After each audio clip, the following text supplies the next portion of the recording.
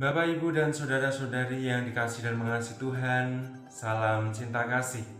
Hari ini Sabtu Pekan Advent yang pertama. Bacaan Injil yang kita dengarkan pada hari ini diambil dari Injil Matius pasal 9 ayat 35 dan pasal 10 ayat 1, 6 sampai 8. Marilah kita mempersiapkan hati kita untuk mendengarkan sabda Tuhan. Tuhan sertamu dan sertamu juga. Inilah Injil Yesus Kristus menurut Santo Matius. Dimuliakanlah Tuhan. Demikianlah Yesus berkeliling ke semua kota dan desa. Ia mengajar dalam rumah-rumah ibadat dan memberitakan Injil Kerajaan Surga, serta melenyapkan segala penyakit dan kelemahan. Yesus memanggil ke-12 muridnya dan memberi kuasa kepada mereka untuk mengusir roh-roh jahat dan untuk melenyapkan segala penyakit dan segala kelemahan. Ke-12 murid itu diutus oleh Yesus dan ia berpesan kepada mereka, "Pergilah kepada domba-domba yang hilang dari umat Israel. Pergilah dan beritakanlah, kerajaan surga sudah dekat. Sembuhkanlah orang sakit, bangkitkanlah orang mati, tahirkanlah orang kusta, usirlah setan-setan. Kamu telah memperolehnya dengan cuma-cuma, karena itu berikanlah pula dengan cuma-cuma." Demikianlah Injil Tuhan, terpujilah Kristus.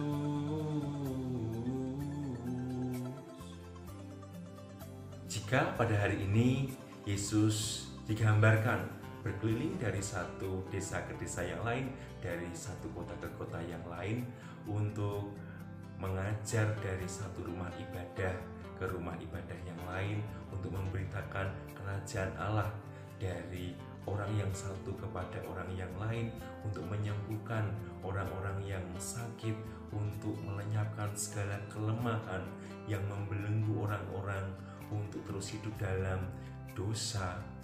Dan jika ke-12 rasul diberi kuasa oleh Tuhan Yesus untuk mengusir roh-roh jahat, untuk menyembuhkan orang-orang yang sakit, dan untuk melenyapkan segala kelemahan orang-orang yang terbelenggu dalam dosa, itu semata-mata perlu ditempatkan dalam tujuan hidup mereka, yaitu adalah hidup untuk menghadirkan kerajaan Allah dimanapun, kapanpun, dan kepada siapapun. Bapak, Ibu, dan saudara-saudari yang terkasih, jika Anda ditanya apa tujuan hidup kita di dunia, semoga sebagai orang yang beriman tujuan hidup kita itu sama dengan tujuan hidup Yesus dan ke-12 rasul, yaitu hidup untuk menghadirkan kerajaan Allah di tengah-tengah dunia, kapanpun, dimanapun, dan kepada siapapun. Kita diajak untuk selalu menghadirkan kerajaan Allah di tengah-tengah dunia. Lalu bagaimana caranya agar kita dapat seperti Yesus dan ke-12 rasul yang dengan setia mewujudkan tujuan hidup itu, menghadirkan kerajaan Allah di tengah-tengah dunia sepanjang hidup mereka? Tipsnya apa?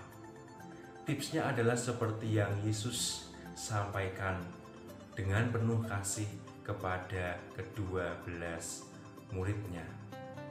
Yesus mengatakan kepada mereka, "Kamu telah memperolehnya dengan cuma-cuma, karena itu berikanlah pula dengan cuma-cuma." Dari perkataan Yesus ini ada dua hal pokok yang dapat kita tangkap. Yang pertama, kita diajak untuk menyadari bahwa segala sesuatu itu berasal dari Tuhan, diberikan gratis secara cuma-cuma oleh Tuhan kepada kita tanpa kita harus membayarnya.